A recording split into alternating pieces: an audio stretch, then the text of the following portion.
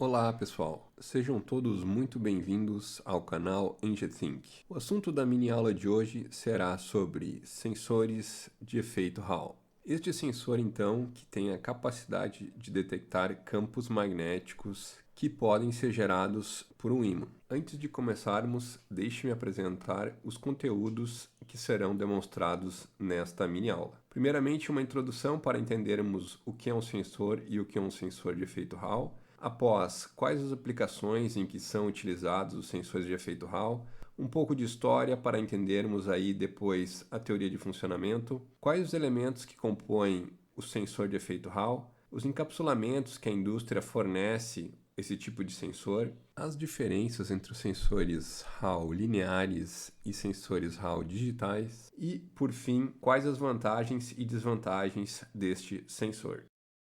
Mas, afinal de contas, o que é um sensor? Bom, um sensor é um dispositivo que é capaz de detectar um estímulo.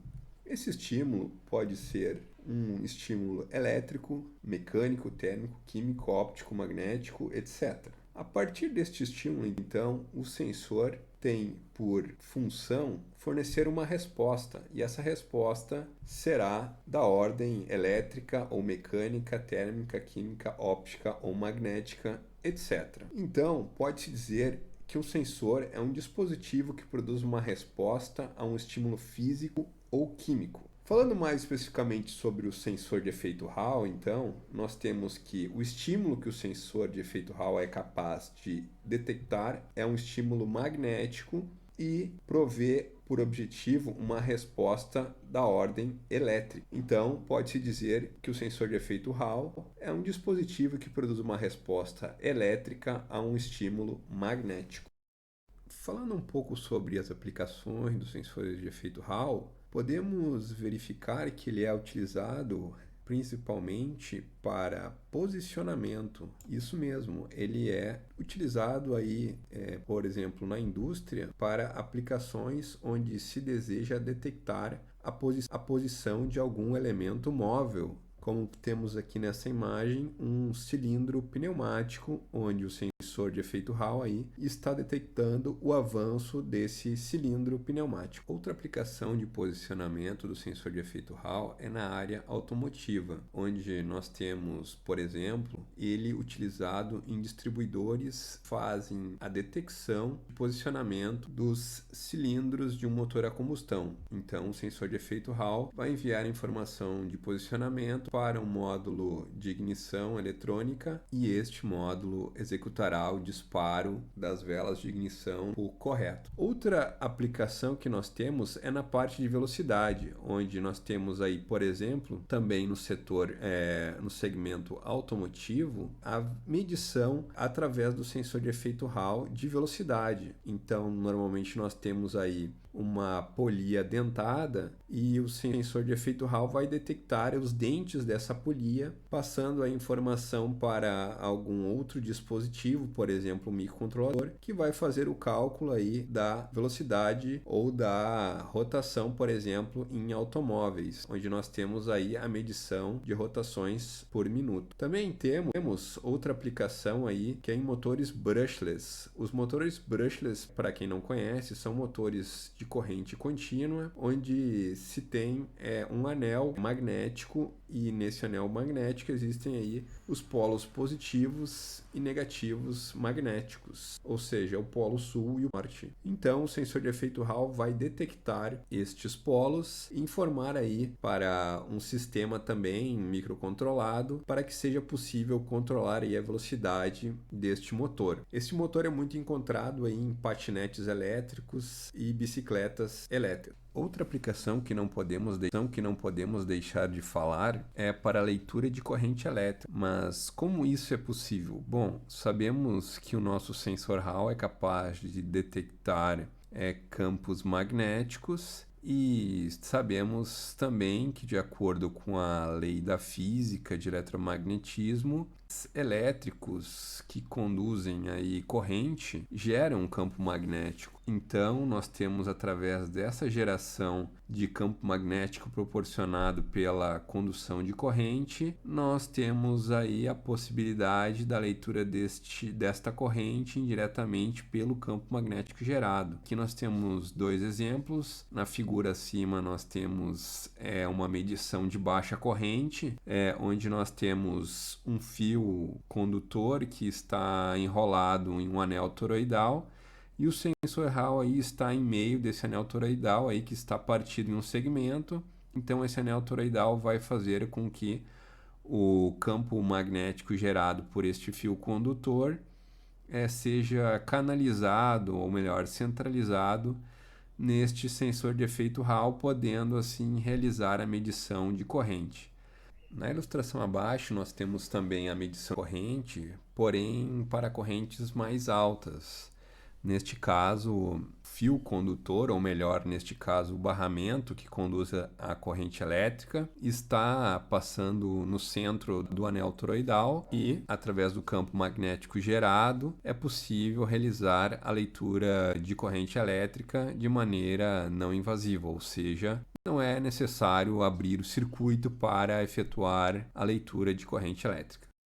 Falando um pouco sobre encapsulamentos, onde nós temos os invólucros nesta imagem que são fornecidos pela indústria de semicondutores, podemos observar aqui que temos 5 encapsulamentos e desses os mais utilizados são o SOT23W e o UACIP. A partir então desses encapsulamentos fornecidos pela indústria de semicondutores, são realizados outros encapsulamentos, como nós podemos observar aí para a área automotiva, onde nós temos aí diversos tipos de formas dos sensores, aí vai depender muito aí de cada fabricante dos automóveis. Também temos para o segmento industrial, onde nós temos aí um pouco mais de padronização devido aos equipamentos, como por exemplo cilindros pneumáticos, que tem já uma forma padronizada. E aí por último também temos os módulos, onde eles vêm aí com alguma placa e um circuito a mais para ser usados aí principalmente para prototipação e testes. Falando um pouco sobre o contexto histórico, nós temos que o efeito leva o nome do seu descobridor, ou seja, Edwin Herbert Hall, que viveu do ano 1855 até 1938. Ele foi um físico americano e descobriu o efeito Hall no ano de 1879, enquanto trabalhava na sua tese de doutorado. Nesta animação, podemos visualizar como foi o experimento realizado pelo Sr. Herbert Hall. Ele utilizou-se dos seguintes elementos: uma bateria, um condutor, um ímã, um voltímetro e um amperímetro. A ideia então era analisar o comportamento do condutor no circuito quando houvesse um campo magnético perpendicular ao fluxo de corrente que circula sobre ele. Ao ser conectada a bateria ao circuito, é possível visualizar as cargas circulando através do condutor, onde temos cargas positivas representadas pelas esferas na cor azul, e também cargas negativas representadas pelas esferas de cor vermelha. Ao observarmos detalhadamente a passagem das cargas no condutor, verifica-se que não há qualquer tipo de separação entre elas. Porém, ao aproximarmos o ímã, o campo magnético gerado por ele irá direcionar as cargas, mantendo-as separadas, de modo que as positivas irão passar por um lado do condutor e as negativas irão passar pelo outro lado do condutor. Quando isso ocorre, acaba por ser gerada uma tensão no condutor. Essa tensão, então, foi denominada de tensão Hall. Pode-se observar também que, ao afastarmos o ímã, o campo magnético se extingue sobre o condutor. Assim, as cargas voltam a circular livremente como estavam anteriormente. E isto faz com que a tensão no condutor seja extinguida. Pode-se dizer, então, que efeito Hall é a geração de tensão que se manifesta em um condutor elétrico quando um campo magnético perpendicular ao fluxo de corrente é aplicado sobre ele.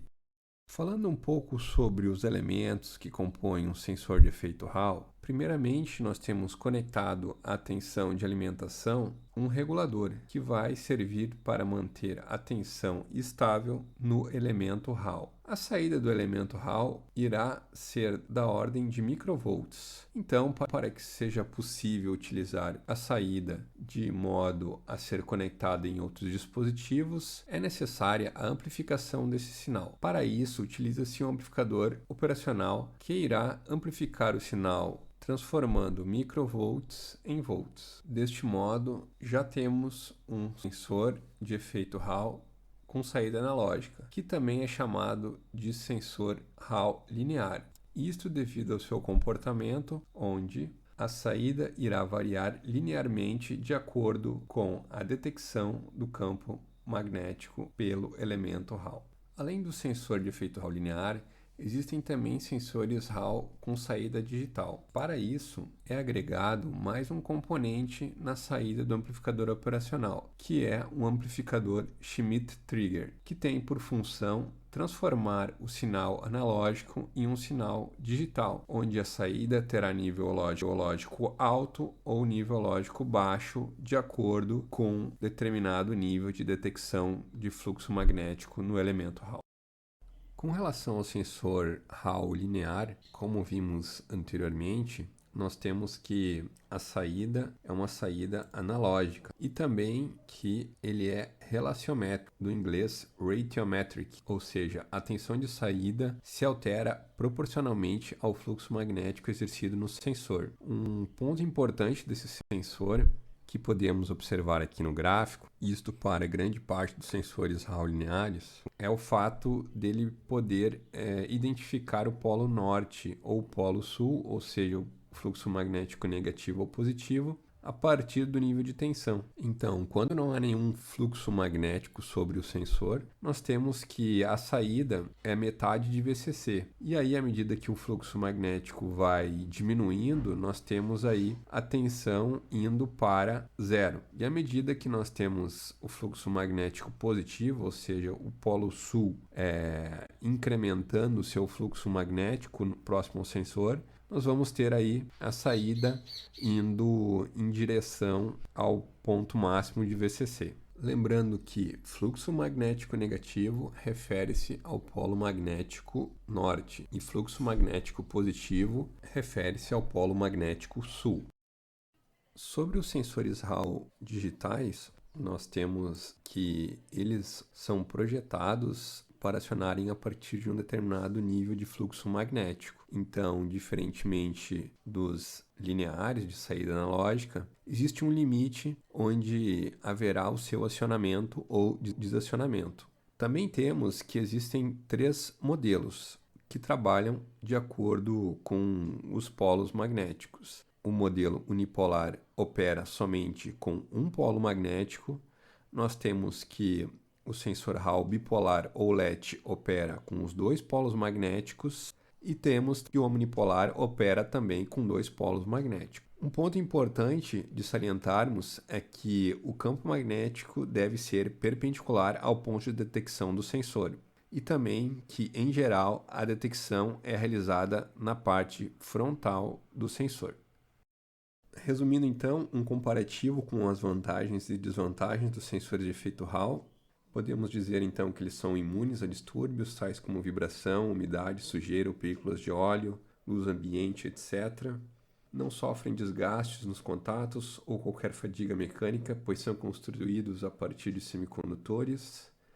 Podem operar com frequência de chaveamento maior do que 10 kHz, então são muito bons para aplicações de medição de velocidade.